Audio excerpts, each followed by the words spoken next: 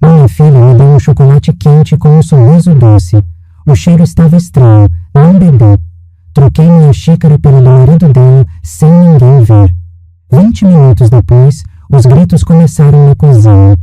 O cheiro de algas amargas subiu da caneca como um fantasma, e meus dedos congelaram antes mesmo de tocar nos lábios. 30 anos de instinto materno gritaram dentro de mim naquele segundo, mas não foi amor que me salvou. Foi medo. Um medo antigo, enraizado, que eu tinha passado 3 décadas tentando silenciar. Amanda sorriu do outro lado da mesa da cozinha. Aquele sorriso que eu tinha aprendido a interpretar com carinho, mas que naquele momento, sob a luz fria da tarde de sábado, parecia uma lâmina afiada. Antes de continuar, me conta nos comentários de qual cidade você está acompanhando essa história e se já passou por algo parecido com o que vou te contar agora. E não esquece de curtir, para que mais pessoas ouçam isso, porque o que aconteceu comigo pode estar acontecendo com alguém que você conhece. Meu nome é Vera. Tenho 67 anos, trabalhei a vida inteira como contadora, construí uma carreira sólida, uma casa própria em um bairro tranquilo de São Paulo, e criei sozinha uma menina que não era minha por sangue, mas que eu jurei amar como se fosse. Amanda, minha filha, minha única família depois que meu marido morreu, há mais de 30 anos. Ela tinha 8 anos quando chegou até mim através da assistência social, mas eu acreditei que tinha 5. Disseram que ela era traumatizada, que tinha presenciado um incêndio que matou os pais. Disseram que precisava de amor, de estabilidade, de uma segunda chance. Eu dei tudo isso a ela. Cada centavo que ganhei, cada noite de sono que perdi, cada lágrima que sequei. 30 anos dedicados a uma criança que se tornou mulher diante dos meus olhos. 30 anos acreditando que estava fazendo a diferença. 30 anos sendo enganada. Mas naquele sábado, com a caneca de chocolate quente entre minhas mãos trêmulas e o cheiro inconfundível de veneno subindo até minhas narinas, algo dentro de mim despertou. Não foi a Vera mãe que reagiu. Foi a Vera que tinha sobrevivido à morte do marido, à solidão, aos anos de luta. A Vera que sabia no fundo da alma que algo sempre esteve errado. Mãe, por que você não experimenta? A voz de Amanda era doce, quase melodiosa. Ela inclinou a cabeça para o lado, como fazia desde criança quando queria algo. Fiz especialmente para você, com aquele chocolate belga que você adora. Eu nunca gostei de chocolate belga. Sempre preferi o nacional, mais simples, menos enjoativo. Mas Amanda insistia em comprar o importado. Dizia que eu merecia o melhor. Era um dos pequenos detalhes que eu tinha aprendido a ignorar ao longo dos anos. Um dos muitos. Ricardo, o marido dela, estava no banheiro. Eu ouvia a água correndo no andar de cima. Ele tinha descido para tomar café conosco, mas voltou rapidamente, dizendo que esqueceu algo. Amanda tinha servido chocolate para os 3. 2 canecas idênticas na minha frente. Uma para mim e outra para Ricardo. A dela, levemente diferente, com uma alça dourada que ela sempre usava. E foi aí que aconteceu. Minha como se tivesse vontade própria, trocou as canecas. Empurrei a minha para o lugar de Ricardo e puxei a dele para perto de mim. Foi rápido, instintivo, terrível. Não pensei, apenas agi. Amanda não percebeu, ou fingiu não perceber. Ela mexia no celular, aquela postura relaxada de quem não tem nada a esconder, enquanto eu segurava a caneca de Ricardo com tanta força que meus dedos ficaram brancos. Desculpa a demora. Ricardo entrou na cozinha limpando as mãos em uma toalha. Ele era um homem bonito, bem apessoado, sempre gentil comigo. O terceiro marido de Amanda. Os 2 anteriores tinham morrido. Marcelo, o primeiro, de insuficiência renal aos 36 anos. Fernando, o segundo, de um ataque cardíaco fulminante aos 41. Tragédias, eu pensava. Minha filha tinha azar, amor. Tinha perdido 2 maridos jovens demais, tinha sofrido tanto. Mas enquanto Ricardo se sentava e pegava a caneca que agora era minha, enquanto eu via seus lábios se aproximarem da borda da porcelana branca, um pensamento me atravessou como um raio. E se não tivesse sido azar? Saúde. Amanda ergueu sua caneca, aquela com a alça dourada, e sorriu para nós 2. Ricardo bebeu, fingi beber da minha, apenas encostando os lábios na beirada, sentindo o calor do líquido, mas sem ingeri-lo. O cheiro de amêndoas ainda estava lá, mais fraco agora que a caneca estava mais longe, mais presente.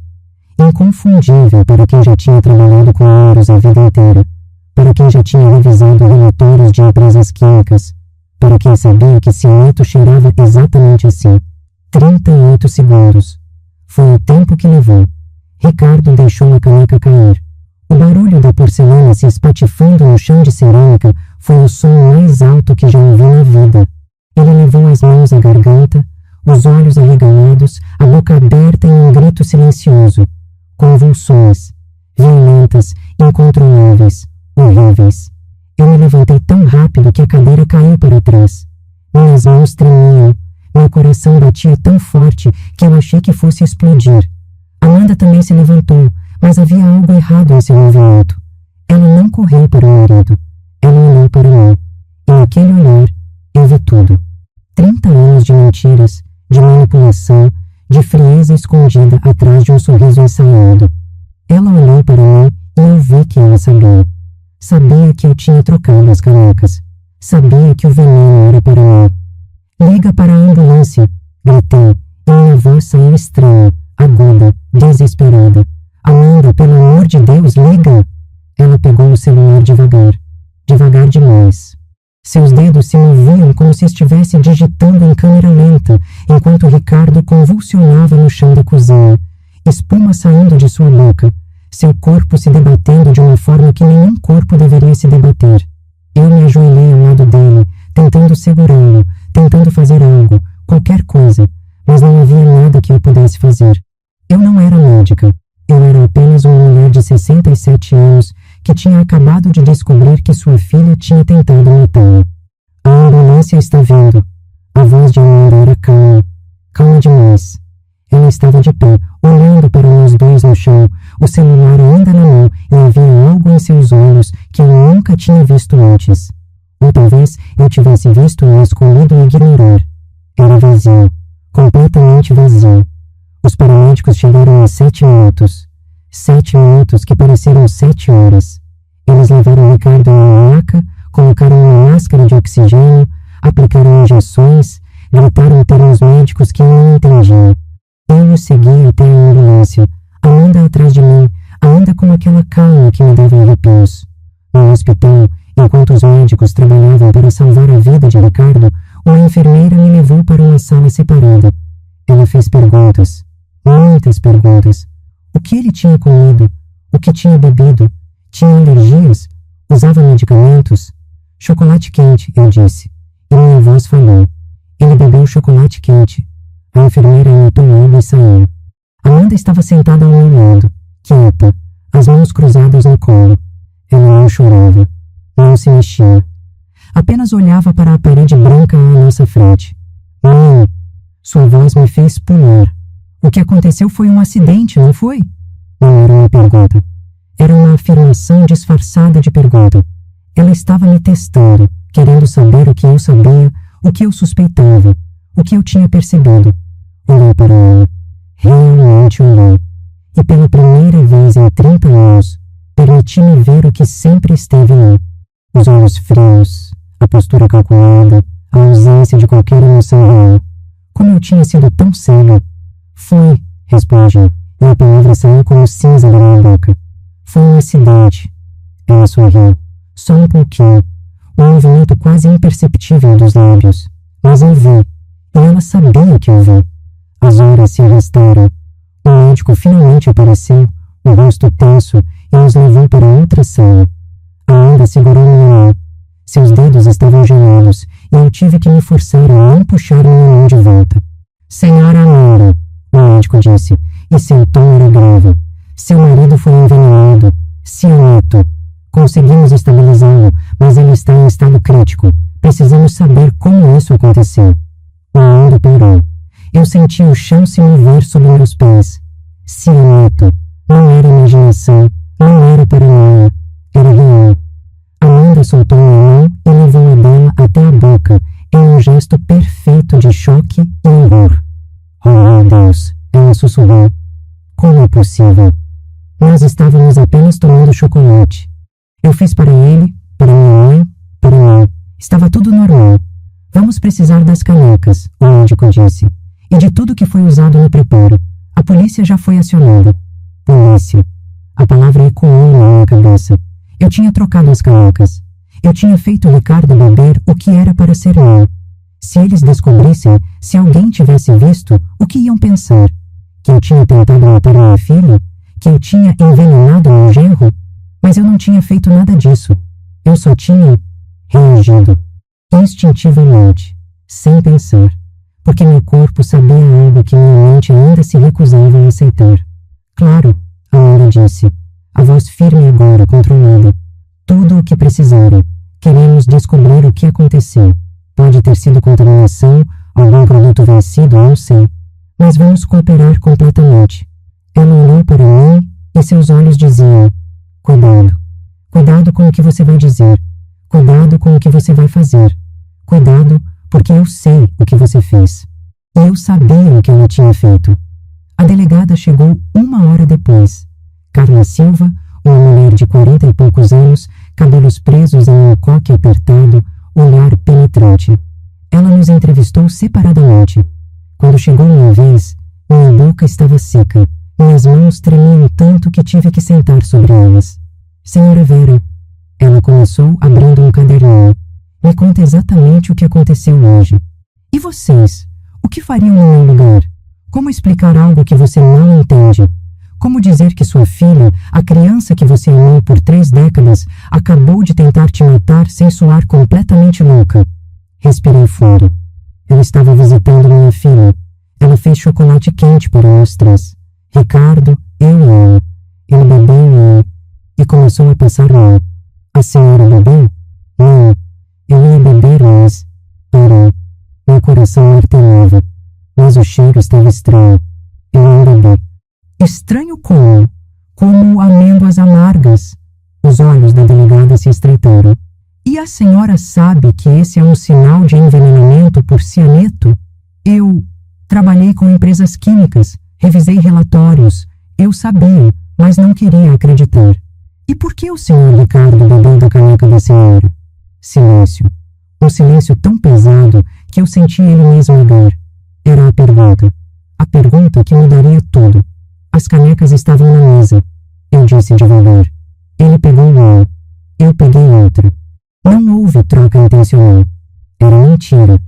Mas era a verdade que eu podia dar naquele momento, porque a verdade completa significaria admitir que eu sabia, que eu suspeitava, que eu tinha feito uma escolha impossível em uma fração de segundo. A delegada me observou por um longo momento. Então, anotou algo e fechou o caderninho.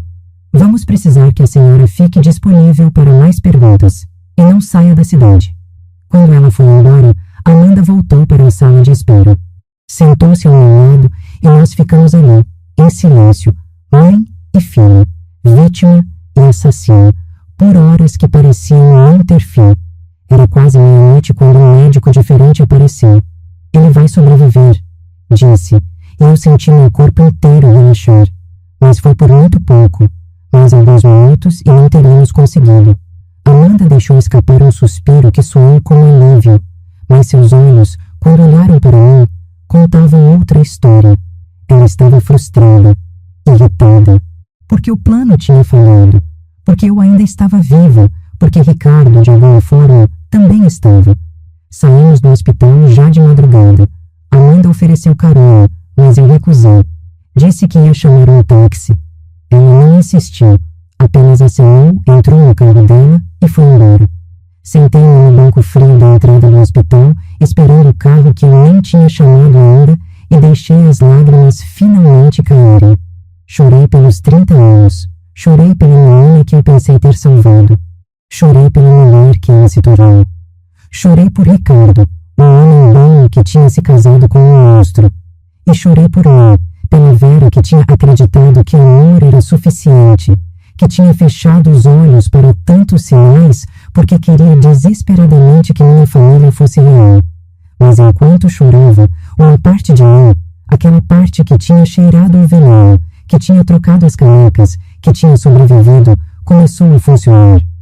começou a lembrar. Começou a conectar pontos que eu tinha recusado a ver por tanto tempo. Os animais de estimação mortos quando Amanda era criança. 3 gatos, 2 cachorros, 1 coelho, todos de causas naturais, todos enterrados no quintal com cerimoniais elaborados onde Amanda chorava copiosamente. A doença súbita de minha irmã Beatriz depois de uma visita de Amanda. Ela passou semanas no hospital. Nunca descobriram o que tinha causado aquilo, mas ela ficou fraca, debilitada e nunca mais foi a mesma. Os 2 maridos mortos, Marcelo e Fernando, ambos jovens, ambos saudáveis, ambos deixando fortunas consideráveis para Amanda. E agora, Ricardo, o terceiro. O que seria o terceiro se eu não tivesse trocado aquelas canecas? Quantos mais? Quantas outras mortes? Quantas outras doenças? Quantos outros acidentes eu tinha justificado, racionalizado, ignorado? A resposta me atingiu com a força de um trem. Todos. Todos eram ela. Sempre foi ela. E se eu não fizesse algo, se eu não agisse, eu seria a próxima. Porque agora, ela sabia que eu sabia. E pessoas como ela, pessoas sem alma, sem remorso, sem qualquer centelha de humanidade, não deixavam testemunhas vivas. Limpei as lágrimas, peguei meu celular e chamei o táxi. Mas não pedi para ir para casa. Dei o endereço da casa de Amanda, porque se eu ia morrer, se ela ia tentar de novo, eu pelo menos ia descobrir a verdade. Toda a verdade. Os próximos dias iriam me mostrar horrores que eu jamais imaginei possíveis. Iriam me forçar a enfrentar uma realidade que eu tinha evitado por 3 décadas. Iriam me transformar de mãe em investigadora, de vítima em sobrevivente.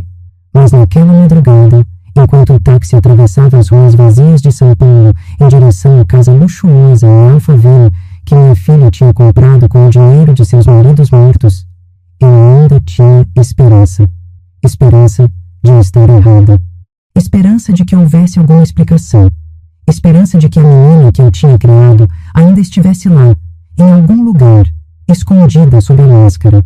Essa esperança morreria em breve. E com ela, a Vera que eu tinha sido por 67 anos. Mas da cinza dessa morte, algo novo iria nascer. Algo mais forte. Algo capaz de enfrentar o mal absoluto que tinha dormido sob o meu teto, comido na minha mesa e me chamado de mãe por 30 anos inteiros. A casa estava escura quando o táxi me deixou na entrada do condomínio fechado. Alphaville, um dos bairros mais caros de São Paulo. Amanda tinha comprado aquela casa 3 anos atrás, logo depois que Fernando, seu segundo marido, morreu. Na época, eu pensei que ela estava tentando recomeçar, se afastar das memórias dolorosas. Agora eu entendi. Ela estava gastando o dinheiro dele. Dinheiro de Sara. Usei a chave que Amanda tinha me dado anos atrás, para emergências, ela disse. Irônico, não é? A emergência era ela. Sempre foi. Entrei devagar, tentando não fazer barulho. A casa cheirava a lavanda e baunilha, aqueles difusores de ambiente caros que Amanda colocava em cada cômodo. Cheiro de lar feliz. Cheiro de mentira. Fiquei parada no hall de entrada, meu coração batendo tão alto que eu tinha certeza de que os vizinhos iam me ouvir. O que eu estava fazendo? Invadindo a casa da minha filha no meio da madrugada, procurando por... O que exatamente? Provas de que ela era uma assassina? E se eu estivesse errada? E se tudo aquilo fosse coincidência, paranoia de uma mulher velha e assustada? Mas o cheiro de amêndoas amargas ainda estava na minha memória. E os olhos vazios de Amanda quando ela olhou para mim no hospital. Não era paranoia, era sobrevivência. Subi as escadas, evitando o degrau que rangia, porque eu conhecia aquela casa. Tinha passado muitos finais de semana ali, jantares de domingo, natais elaborados onde Amanda fazia questão de mostrar como era feliz, como tinha construído uma vida perfeita. Cada visita, uma performance. Cada abraço, uma mentira. O quarto de casal estava no final do corredor. Abri a porta devagar. A cama estava feita, impecável, como tudo na vida de Amanda. Comecei a procurar, sem saber exatamente o que procurava. Abri gavetas, armários, caixas, roupas organizadas por cor, sapatos em fileiras perfeitas, joias em estojos forrados de veludo. Nada esperava que gritasse assassina em série. Fui para o escritório dela, um cômodo que ela sempre mantinha trancado. Trabalho confidencial, ela dizia. Amanda era consultora financeira, pelo menos era o que ela contava. Clientes importantes, contas milionárias. Eu nunca questionei, nunca pedi detalhes, apenas acreditei, porque era isso que mães faziam, não era? Acreditavam nas filhas. A porta estava trancada, mas eu sabia onde ela guardava a chave extra. Em cima do batente, dentro de uma caixinha magnética. Encontrei facilmente. O escritório era minimalista. Mesa de vidro, computador, estantes com livros de finanças, uma janela grande que dava para o jardim dos fundos. Sentei na cadeira dela, sentindo o couro macio e olhei ao redor. Se houvesse segredos ali, onde estariam? Abri as gavetas da mesa. Canetas, clipes, blocos de notas. A gaveta do meio estava trancada. Procurei a chave. Não encontrei. Usei um grampo de cabelo que estava no meu bolso, uma técnica que aprendi décadas atrás quando tranquei as chaves do carro dentro dele. Demorou, mas consegui. Dentro da gaveta havia um frasco pequeno, de vidro âmbar, com um líquido claro. Nenhum rótulo. Peguei com cuidado, destampei, cheirei. Amêndoas amargas. Meu estômago revirou. Fechei o frasco rapidamente, as mãos tremendo tanto que quase o deixei cair. Era real. Estava tudo ali, na gaveta da mesa dela, guardado como se fosse apenas mais um item de escritório. Veneno. Cianeto. A arma que ela tinha usado em Ricardo, que tentou usar em mim e que provavelmente tinha usado em quantas outras pessoas. Coloquei o frasco de volta e continuei procurando. Havia uma pasta de couro embaixo de outros papéis. Abri. Dentro, uma carta. Manuscrita. A letra era de Ricardo. Marcelo, se você está lendo isso, é porque algo aconteceu comigo. Eu sei que você sempre achou estranho eu ter me casado tão rápido depois de conhecer Amanda. Você estava certo. Eu deveria ter ouvido você. Ela está me envenenando. Eu sei que parece loucura, mas é verdade. Encontrei os frascos, li os diários dela, descobri coisas que me fazem querer vomitar. Mas não posso ir embora. Ela ameaçou matar Vera, a mãe dela, se eu sair ou contar para alguém. E eu acredito nela. Depois do que li, eu sei que ela é capaz. Estou escrevendo isso como seguro. Se eu morrer, procure os diários. Estão escondidos no porão, atrás da prateleira de vinhos, dentro de uma caixa de madeira com o nome Memórias de Infância. Não são memórias de infância. São confissões. Perdoe-me por não ter sido mais forte, mas eu não podia deixá-la matar Vera. A velha não merece morrer por causa dos meus erros. Ricardo. Lágrimas escorriam pelo meu rosto enquanto eu lia aquela carta pela segunda, terceira, quarta vez. Ricardo sabia. Ele sabia e ficou para me proteger. Um homem que mal me conhecia, que eu tinha visto apenas em almoços de domingo e aniversários, tinha escolhido ser envenenado lentamente para me manter viva. E eu tinha feito ele beber o veneno que era para mim. A culpa me atingiu como um soco no estômago. Dobrei-me sobre a mesa, soluçando, tentando respirar. Mas não havia tempo para a culpa agora. Ricardo estava vivo. Ainda estava vivo. E eu precisava encontrar esses diários. O porão. Desci as escadas, acendi as luzes. Era um espaço amplo, metade convertida em adega, com prateleiras de vinhos caros cobrindo uma parede inteira. Fui até lá, comecei a puxar as garrafas, procurando algo que parecesse solto ou falso. Demorei quase 30 minutos até encontrar. Uma seção inteira da prateleira se movia. Puxei e ela deslizou para o lado, revelando um espaço escondido atrás. Caixas, muitas caixas, de papelão, de madeira, algumas até de metal. Peguei a que tinha Memórias de Infância, escrito na tampa com letras infantis, decoradas com adesivos desbotados de ursinhos e flores. Abri. Não eram diários no sentido tradicional. Eram cadernos. Dezenas deles. Alguns velhos, as páginas amareladas, outros mais novos. Todos preenchidos com aquela letra pequena e caprichada que eu reconhecia como de Amanda. Sentei no chão frio do porão e comecei a ler. O primeiro caderno começava quando ela tinha 12 anos, 4 anos depois de eu tê-la adotado. Vera ainda acredita que eu a amo. É patético prático como ela é fácil de enganar. Hoje, ela chorou porque eu disse que a chamei de mãe pela primeira vez de coração. Ela não sabe que não tenho coração. Nunca tive. Meus pais biológicos descobriram isso tarde demais.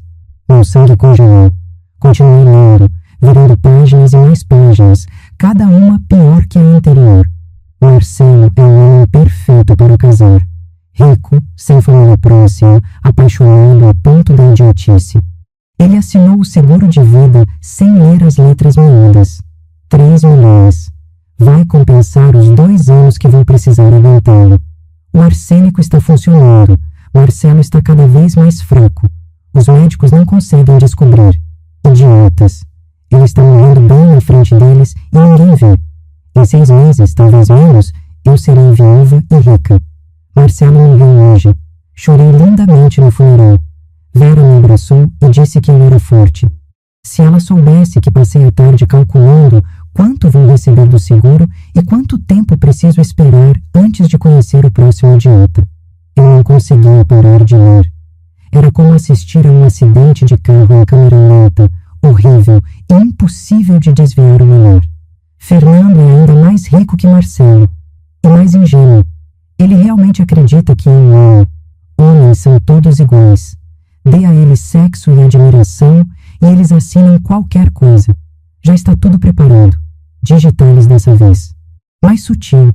Vai parecer ataque cardíaco. Fernando morreu esta manhã. 5 milhões. Vera disse que eu tinha azar demais no amor. Se ela soubesse que meu único azar é ter que esperar tanto tempo entre cada morte. Havia mais. Muito mais. Páginas e páginas detalhando cada assassinato com a frieza de quem escreve uma lista de compras. Os gatos da minha infância que morreram, envenenados. O cachorro do vizinho que sumiu, enterrado no quintal. Minha irmã Beatriz, talho na bebida dela durante uma visita. Não o suficiente para matar, apenas para fazer sofrer. Ela sempre foi arrogante comigo quando eu era criança. E então encontrei a parte sobre a adoção, sobre os pais biológicos dela. Eu tinha 8 anos quando entendi que meus pais nunca iriam me dar o que eu queria. Dinheiro, liberdade, atenção. Eles eram pobres e estúpidos. Então decidi que não precisava mais deles. O fogo foi mais fácil do que pensei. Álcool nos tapetes, fósforo, porta trancada por fora. Gritaram por quase 10 minutos antes de parar. Eu assisti da casa do vizinho, fingindo estar dormindo. Fui a órfã perfeita, traumatizada, assustada, adorável. Eu vomitei. Ali mesmo, no chão do porão, vomitei até não ter mais nada no estômago. E então continuei tendo ânsia, meu corpo tentando expelir um horror do que eu acabara de ler. Minha filha. A menina que eu tinha criado, que tinha chamado de minha, que tinha amado incondicionalmente por 30 anos, era um monstro. Não uma pessoa que tinha cometido erros. Não alguém que tinha tido um surto. Um monstro de verdade, nascido assim, que matava por dinheiro e por diversão, que via outros seres humanos como peças de um jogo. E eu? Eu tinha sido a maior idiota de todas. Tinha fornecido a ela o disfarce perfeito. A mãe amorosa, a família estável, a respeitabilidade. Cada abraço que dei nela, cada eu te amo que sussurrei, cada lágrima que derramei por suas tragédias, tinha sido combustível para suas mentiras. Peguei os cadernos, todos eles, e coloquei de volta na caixa. Minhas mãos ainda tremiam, mas agora não era só de medo. Era raiva. Uma raiva tão profunda e ardente que eu senti ela queimar minhas veias. Subi do porão com a caixa nos braços. Era pesada, cheia de evidências, cheia de confissões escritas pela própria mão dela. Nenhum advogado no mundo conseguiria defender isso. Voltei ao escritório, procurei mais coisas. Encontrei documentos da apólice de seguro. 5 milhões em meu nome, com Amanda como beneficiária. Assinada há 3 meses. Eu nem lembrava de ter assinado aquilo, mas a assinatura era minha.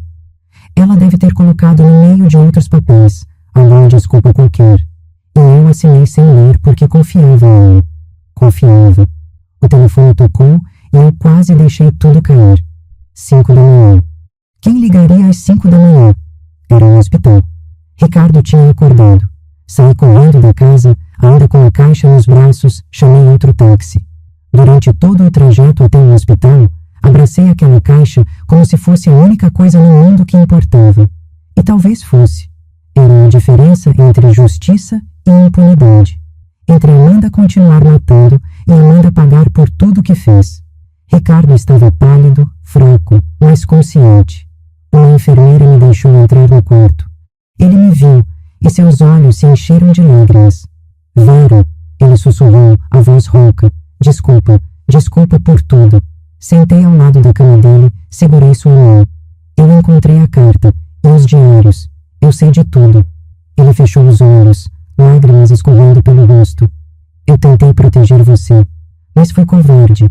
Deveria ter contado, deveria ter ido à polícia, mas eu tinha medo que ela... Você não foi covarde, eu disse firmemente. Você foi corajoso. Ficou para me proteger. Quase morreu por mim. Ela vai tentar de novo, ele disse, abrindo os olhos. Quando souber que eu sobrevivi, quando souber que você sabe. Ela não vai parar, Vera. Pessoas como ela não param. Eu sabia que ele estava certo. Amanda tinha passado a vida inteira matando, manipulando, mentindo. Não ia parar agora só porque tinha sido pega. Ia tentar limpar as evidências. Ia tentar nos silenciar. Ia tentar continuar o jogo. Mas o jogo tinha acabado. Eu vou ligar para a delegada, eu disse. Tenho evidências suficientes para prendê-la por décadas, pelos seus 2 maridos anteriores, pelas tentativas em você e em mim, e provavelmente por muito mais. Ela vai negar, Ricardo alertou. Vai dizer que os diários são falsos, que alguém os forjou, que são escritos à mão, por anos. Ela não vai conseguir negar a própria letra. Apertei a mão dele. E você e eu vamos testemunhar. Juntos. Liguei para a delegada Silva direto no hospital. Ela chegou em menos de 1 hora, com 2 policiais. Mostrei os diários, a apólice de seguro, a carta de Ricardo, o frasco de cianeto que eu tinha pegado no escritório antes de sair. A delegada leu algumas páginas dos diários, seu rosto ficando cada vez mais pálido. Meu Deus, ela orou. Quantas pessoas? Pelos diários? Eu tinha lido o suficiente para ter uma estimativa. Pelos menos 8 que estão documentados. Mas há referências a outros que ele não detalhou. Pode ser o dobro. Vamos precisar exumar os corpos dos ex-maridos, a delegada disse. E fazer uma investigação completa. Isso vai levar tempo. Mas vocês vão prendê-la hoje, certo? Perguntei, e minha voz saiu mais desesperada do que eu queria. Ela não pode continuar solta. Com essas evidências, ela vai ser presa antes do meio-dia, a delegada garantiu. E vocês 2 precisam entrar em proteção. Se ela é metade do que esses diários dizem, ela é pior, Ricardo disse da cama. Muito pior. Eu vivi com ela por 2 anos. Vi como ela é quando acha que ninguém está olhando. Não há nada humano nela. Nada. A delegada fez mais perguntas, anotou tudo, levou as evidências. Prometeu nos manter informados. Quando ela saiu, Ricardo e eu ficamos sozinhos no quarto. 2 estranhos unidos pelo trauma de ter amado a mesma pessoa terrível. Como a gente não viu? Ele perguntou. E a pergunta estava carregada de tanta culpa que doeu ouvir.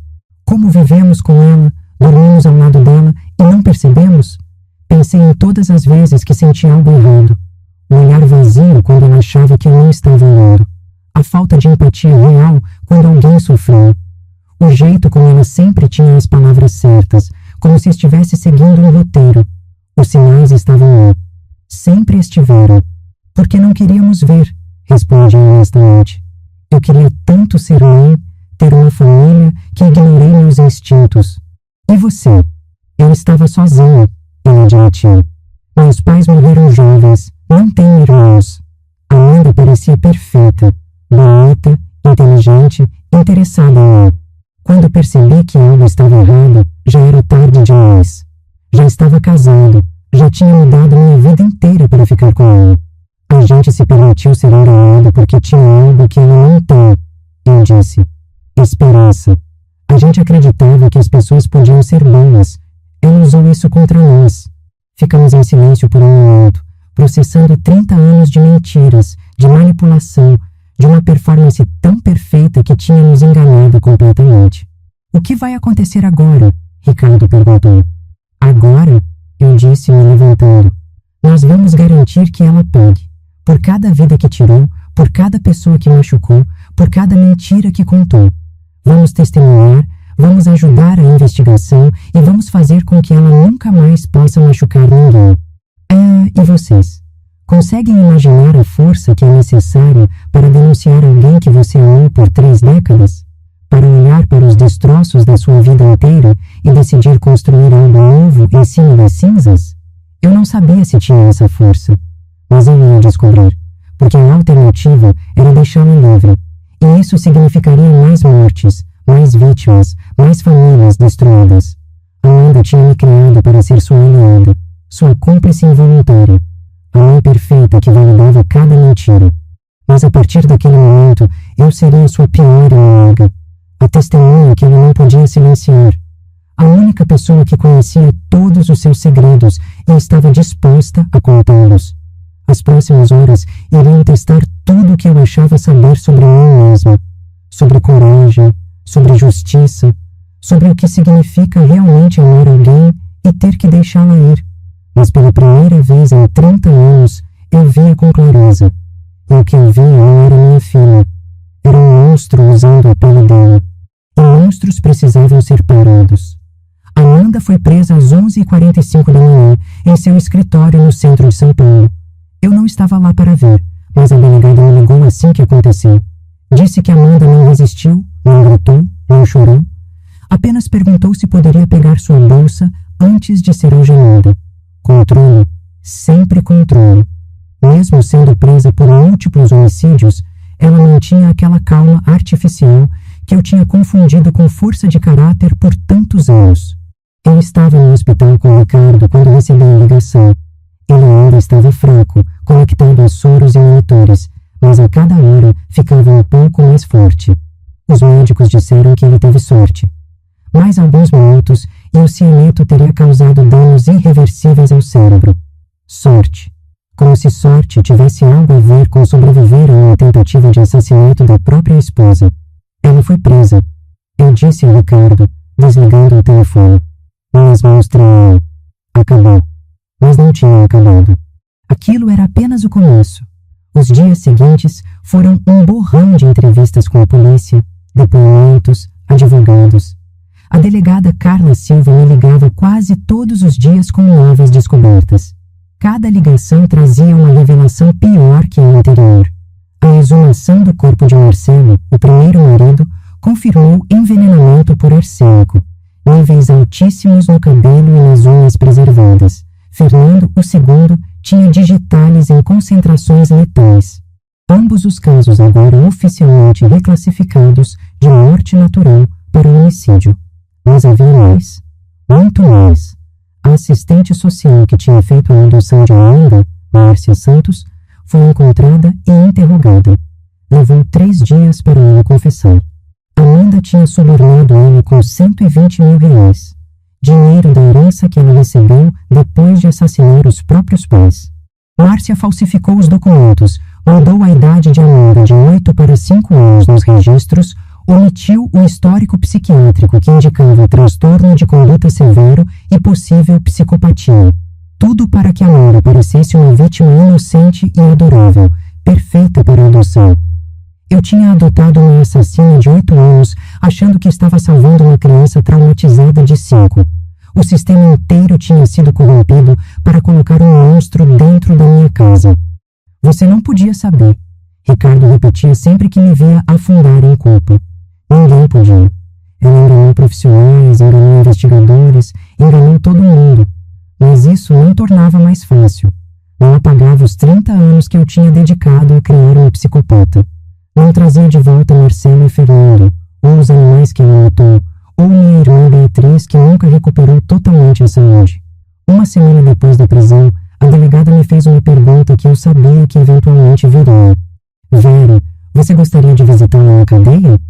Meu primeiro instinto foi gritar não. Não queria ver aquele rosto de novo, aqueles olhos vazios, aquele sorriso falso.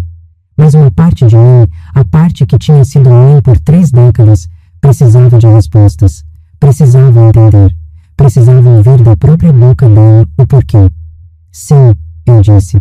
Eu quero vê-la. Ricardo tentou me dissuadir. Ela vai tentar manipular você de novo. É o que pessoas como ela fazem. Vão dizer o que você quer ouvir. Vão tentar plantar dúvidas. Vão... Eu sei, interrompi suavemente. Mas preciso fazer isso. Preciso olhar nos olhos dela e saber que tomei a decisão certa. A cadeia era um prédio cinza e sem vida no extremo leste da cidade. Passei por 3 revistas de segurança. Tive que deixar minha bolsa e celular em um armário. E então fui levada a uma sala pequena, com uma mesa de metal e 2 cadeiras. Uma câmera no canto superior registrava tudo. Esperei 15 minutos. Cada minuto pareceu 1 hora. Então a porta se abriu e Amanda entrou, usando um uniforme laranja de presidiária, as mãos algemadas na frente do corpo. Uma guarda a acompanhava, posicionando-se perto da porta. Amanda sentou-se na cadeira à minha frente e sorriu. Não foi o sorriso doce e familiar que eu conhecia. Foi algo diferente, genuíno, de uma forma perversa, como se ela estivesse finalmente livre para ser quem realmente era. Oi, mãe, ela disse, e havia escárnio na palavra. Veio dizer adeus? Respirei fundo, tentando manter a voz firme. Vim buscar respostas. Respostas, ela repetiu, inclinando a cabeça. Deixa eu adivinhar. Você quer saber por quê? Quer entender o que fez de errado na minha criação? Quer que eu diga que fui traumatizada, que tive uma infância difícil, que você poderia ter me salvado se apenas tivesse amado mais? Suas palavras eram como facas, cada uma cortando mais fundo que a anterior. Eu quero saber, eu disse calmamente, se alguma vez, em 30 anos, você sentiu algo real por mim. Qualquer coisa, um momento de afeto genuíno, um segundo de arrependimento.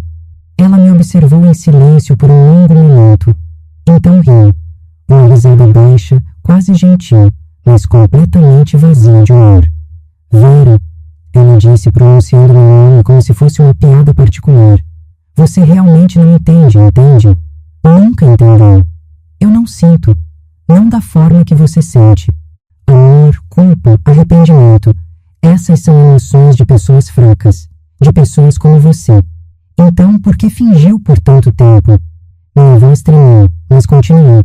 Por que a farsa? Por que não simplesmente me matar como matou seus pais, como matou seus maridos? Porque você era útil. Ela respondeu simplesmente. A mãe amorosa, a família estável. Você era minha máscara de normalidade. Cada vez que alguém questionava algo estranho sobre mim, lá estava você para defender. Minha Amanda é uma menina tão doce, tão sensível. Você era minha maior aliada e nem sabia. As lágrimas começaram a cair, mas eu não as enxuguei. Deixei que ela visse. Deixei que ela soubesse o quanto tinha doído. E os maridos? Perguntei. Marcelo e Fernando? Eles te amaram, construíram vidas com você. Eles eram fracos também, ela disse com indiferença. Marcelo, especialmente. Chorava depois do sexo, dizia que me amava demais. Era repugnante. Fernando pelo menos tinha dignidade, mas era tão previsível. Todos os homens são. Dê a eles o que querem ouvir, seja quem eles precisam que você seja, e eles assinam qualquer documento sem ler. E Ricardo? Algo mudou em seu rosto. Apenas por um segundo. Mas eu vi. Uma fração de frustração, talvez até raiva. Ricardo foi diferente, ela admitiu. Mais inteligente que os outros. Encontrou os dinheiros. Eu subestimei ele. Ela se inclinou para frente, as algemas tilintando contra a mesa de metal. Mas sabe o que é engraçado? Mesmo sabendo de tudo, mesmo tendo provas nas mãos, ele ficou. Porque eu disse que mataria você se ele saísse. E ele acreditou. Ele ficou para me proteger. Ele ficou porque era fraco, ela corrigiu. Como todos vocês. Ricardo, você, até Beatriz com sua superioridade irritante. Todos tão fáceis de manipular. Todos tão convencidos de que eram importantes, de que suas vidas tinham significado. Olhei para ela, para aquela mulher que eu tinha embalado quando criança, cujos pesadelos eu tinha espantado, cujas lágrimas eu tinha secado. Todas mentiras. Cada momento de ternura que pensei ter compartilhado com ela tinha sido uma performance calculada. Você nunca foi minha filha, eu disse, e foi libertador falar aquelas palavras em voz alta. A menina que eu amei nunca existiu. Finalmente, Amanda disse, batendo palmas devagar, o som ecoando na sala pequena. Finalmente, você entendeu. Demorou tempo suficiente. Mas eu existi, continuei, minha voz ficando mais forte. Meu amor por você foi real, mesmo que você fosse falsa. E isso significa que fui eu quem teve a vida real. Eu senti, eu amei, eu vivi, você apenas representou. Algo passou por seus olhos. Raiva, talvez. Ou frustração por eu não reagir como ela esperava. Você acha que isso te faz melhor que eu? Ela se inclinou ainda mais, sua voz baixando para um sussurro venenoso. Você era patética, Vera. Desesperada por uma família, tão carente de amor que aceitou qualquer criança que colocaram nos seus braços. Nem verificou minha história de verdade. Nem fez perguntas. Apenas me trouxe para casa como um cachorro de rua e esperou que eu fosse grata. Você está certa, eu disse, e ela piscou surpresa. Eu estava desesperada. Queria tanto ser mãe que ignorei meus instintos. Mas sabe qual é a diferença entre nós?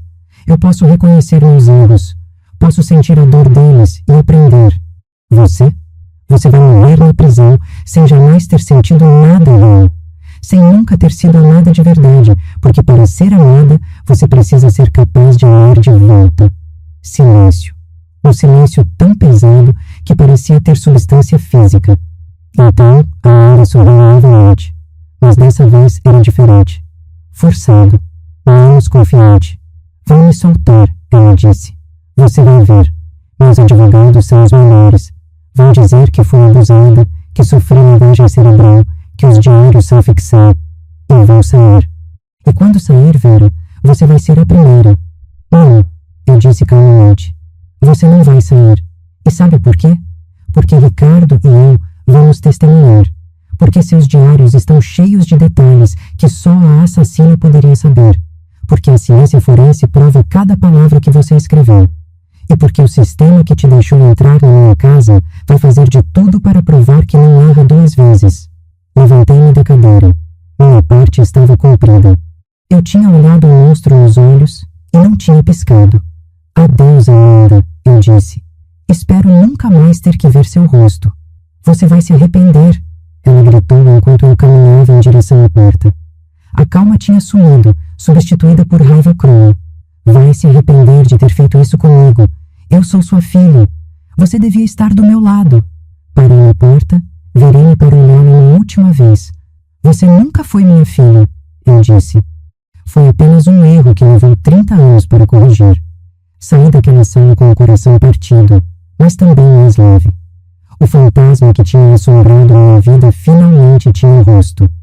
E esse rosto estava atrás das grades. E vocês conseguem imaginar o que é olhar para alguém que você amou por décadas e ver um estranho? Reconhecer que cada memória é contaminada, que cada momento de felicidade foi construído sobre mentiras? Os meses seguintes foram os mais difíceis da minha vida. A mídia descobriu o caso. Mãe testemunha contra filho serial killer estampava as manchetes. Repórteres me assediavam na rua, em casa, no trabalho.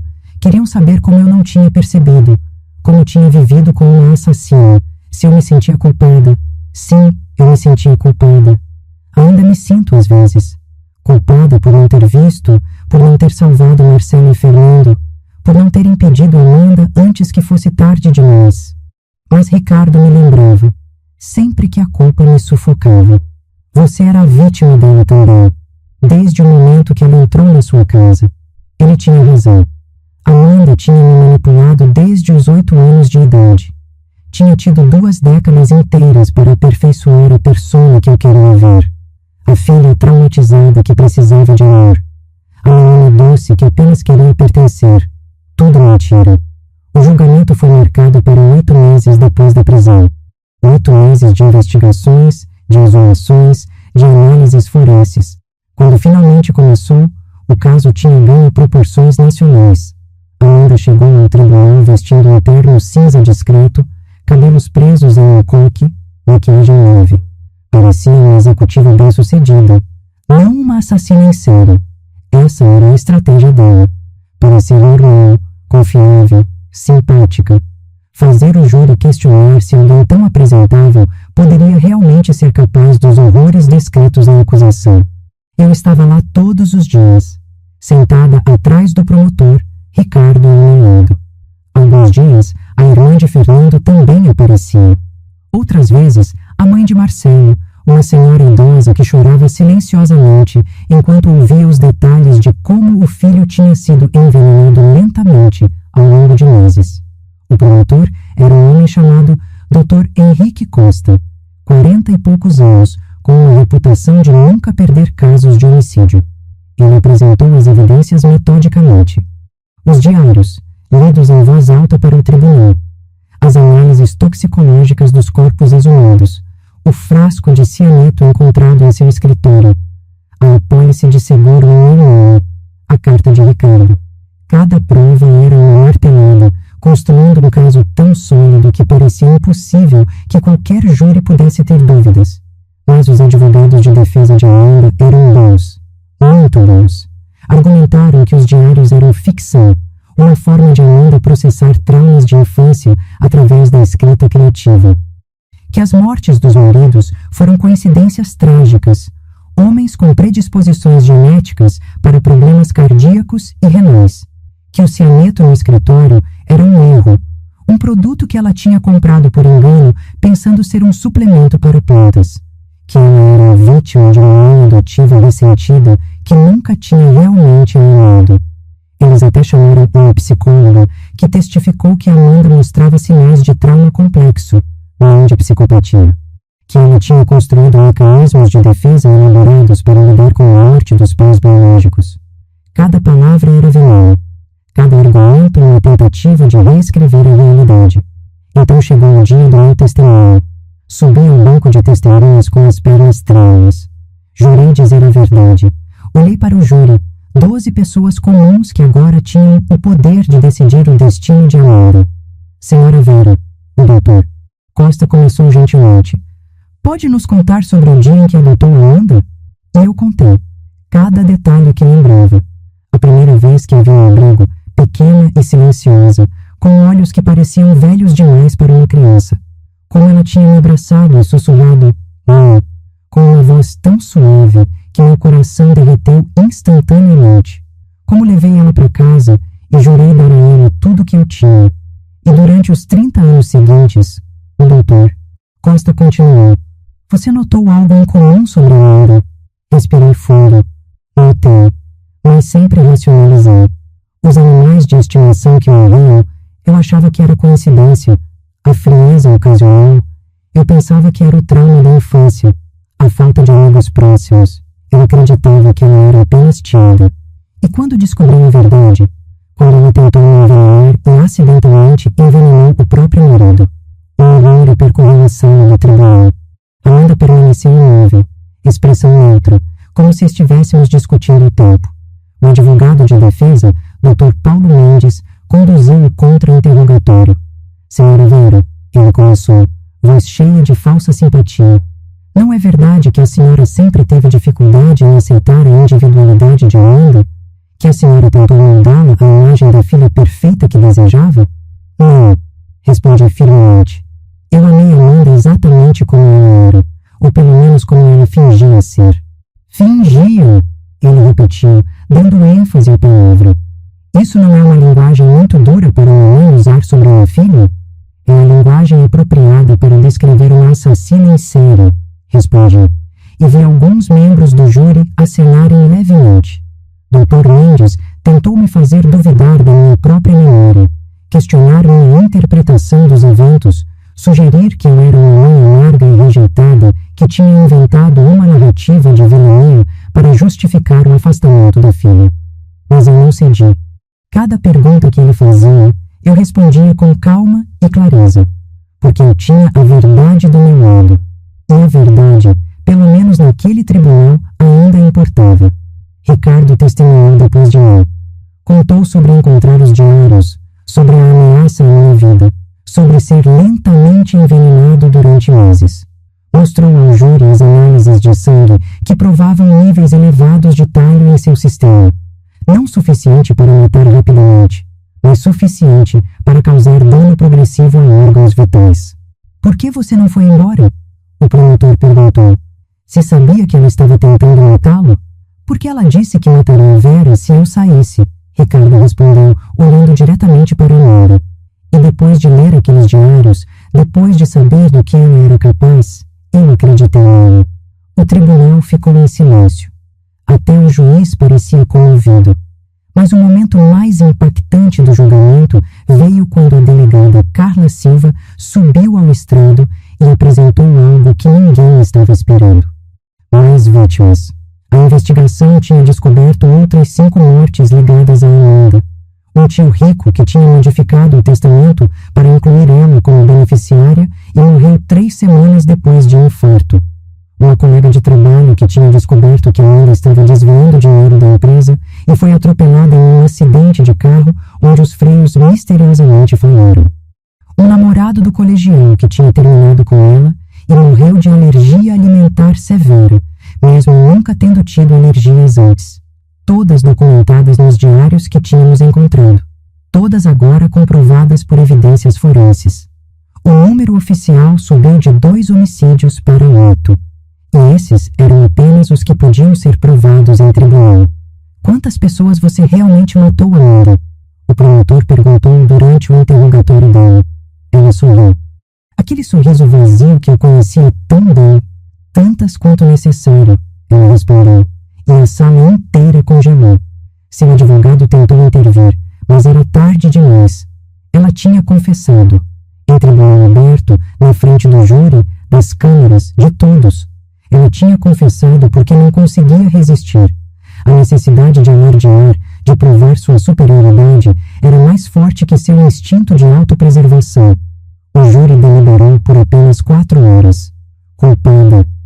De 8 acusações de homicídio em primeiro grau, de 2 tentativas de homicídio, de fraude, de uma dezena de outras acusações menores. A sentença, prisão perpétua, sem possibilidade de liberdade condicional por no mínimo 30 anos. Dada a quantidade e gravidade dos crimes, era provável que ela nunca saísse. Quando o juiz bateu o martelo, eu não senti alegria. Apenas um imenso cansaço. 30 anos de mentiras tinham finalmente encontrado seu fim.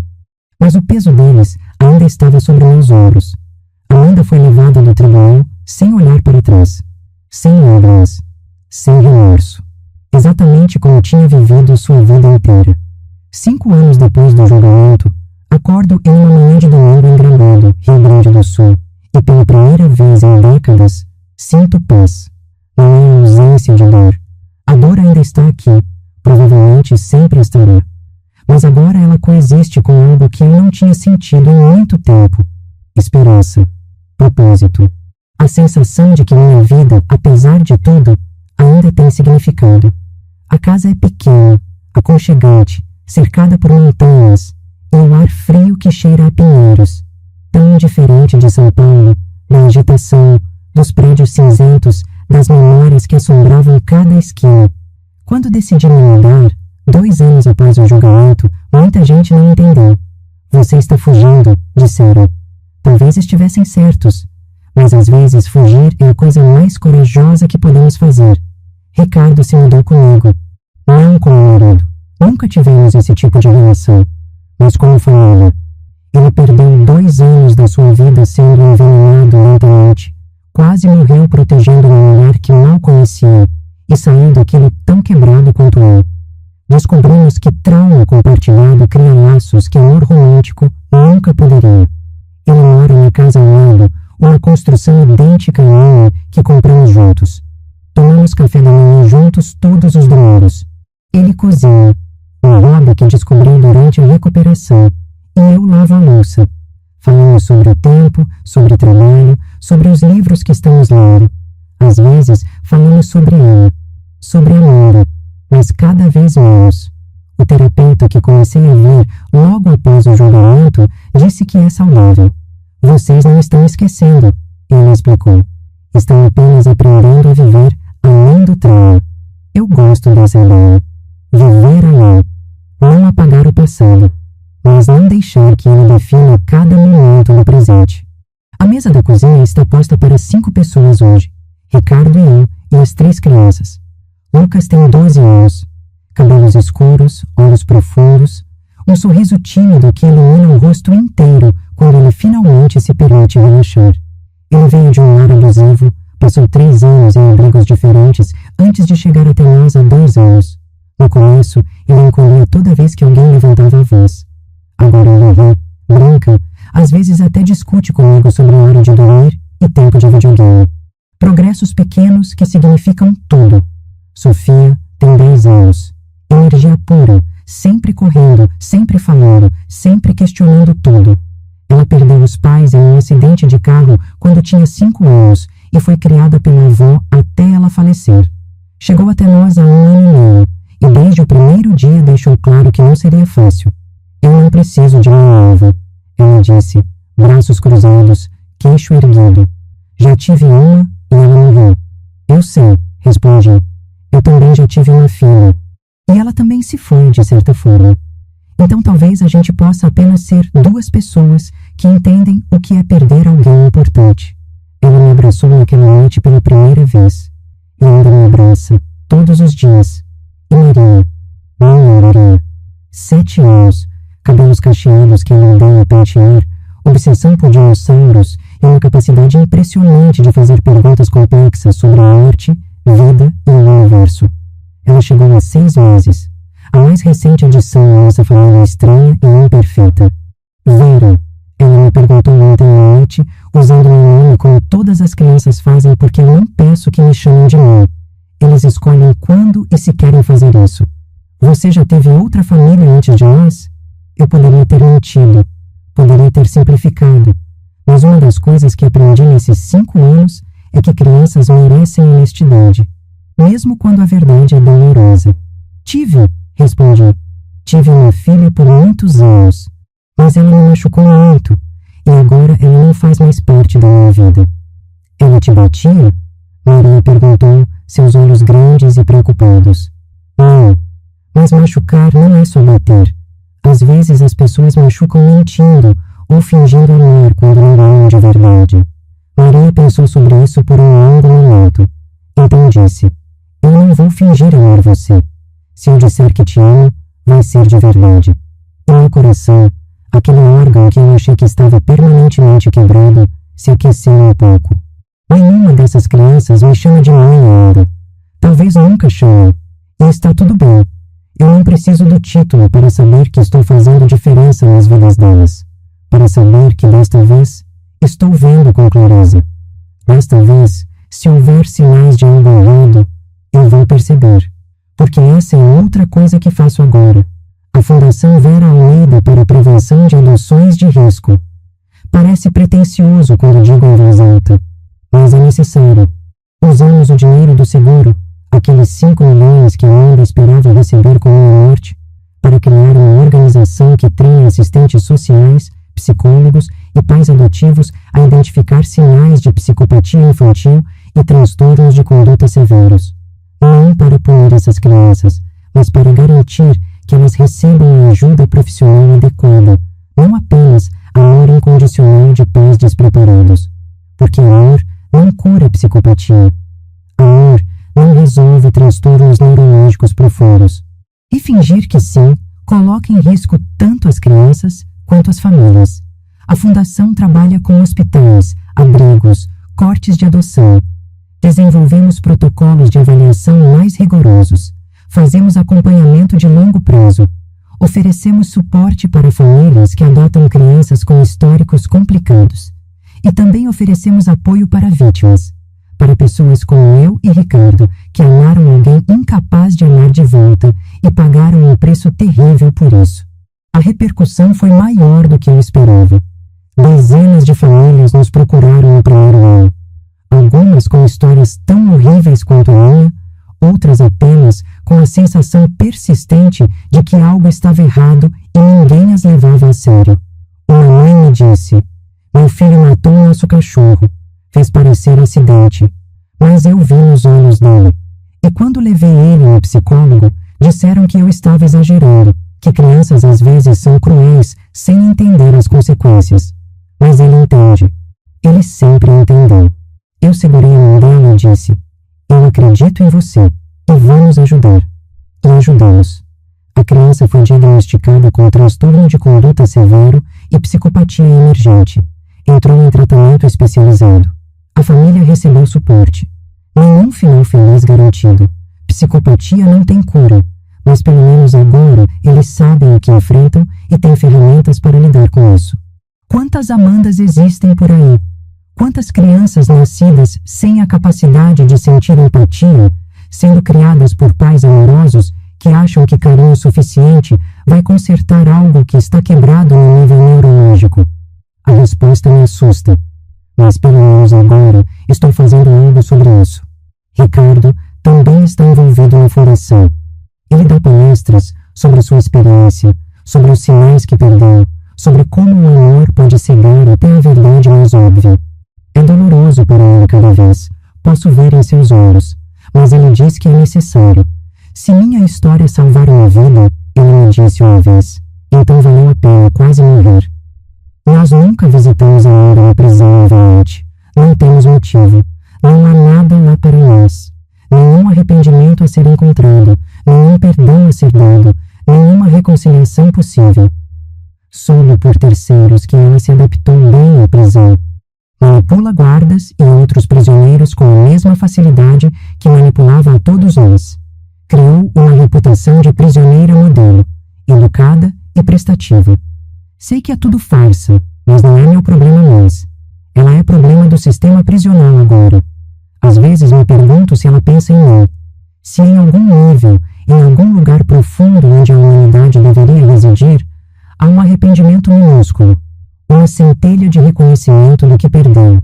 Mas então lembro dos olhos dela naquele dia no tribunal, vazios, completamente vazios, e sem a resposta. O café da manhã hoje é especial, porque é o aniversário de 2 anos desde que Lucas chegou.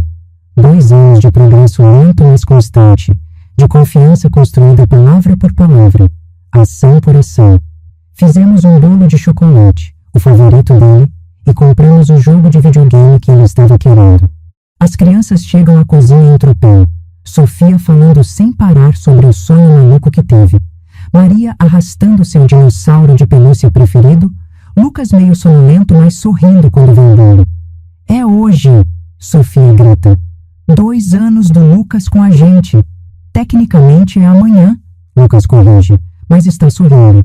Eu cheguei à tarde, não de manhã. Detalhes técnicos, Ricardo diz, trazendo suco de laranja fresco. Hoje é dia de comemorar. Sentamos juntos, essa família estranha construída sobre escombros e segundas chances. Cantamos parabéns desafiados.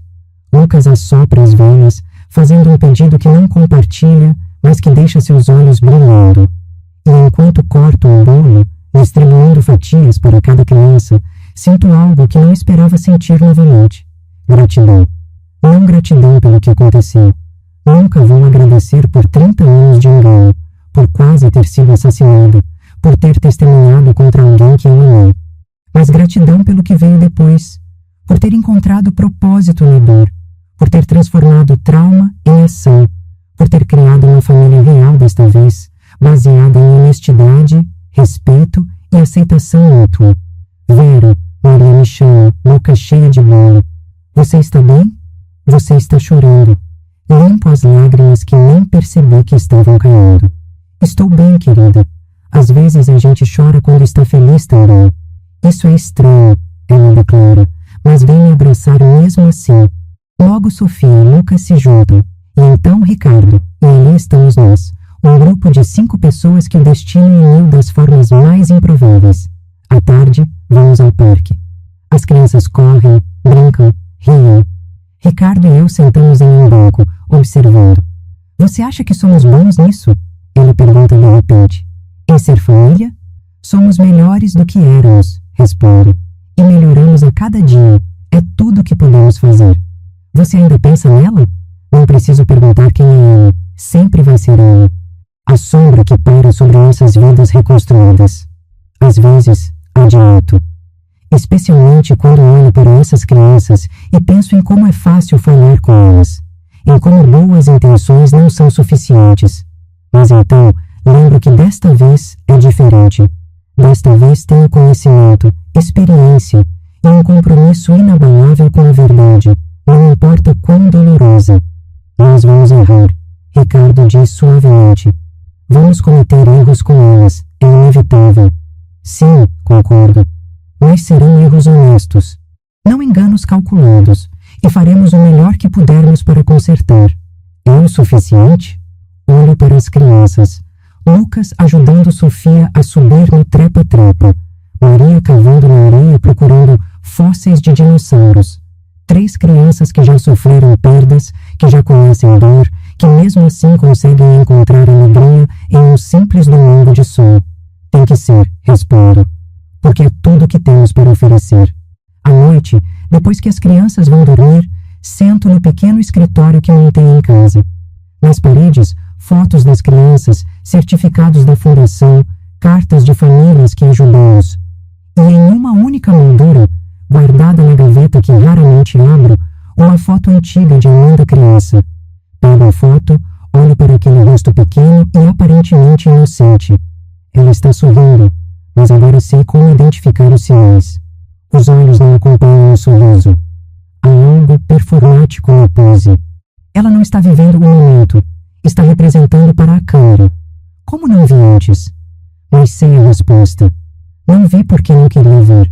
Porque amor verdadeiro, amor de mãe, é cego por natureza. É incondicional. E pessoas como Amanda exploram isso sem piedade. Guardo a foto de volta na gaveta. Não a jogo fora porque faz parte da minha história, faz parte de quem me tornei. Mas também não a exponho, porque ela não merece lugar de destaque na vida que construí.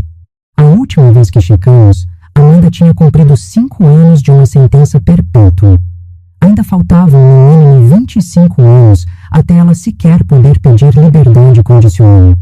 E mesmo então, com seu histórico, as chances de ser liberada são praticamente 0. Ela vai morrer na prisão.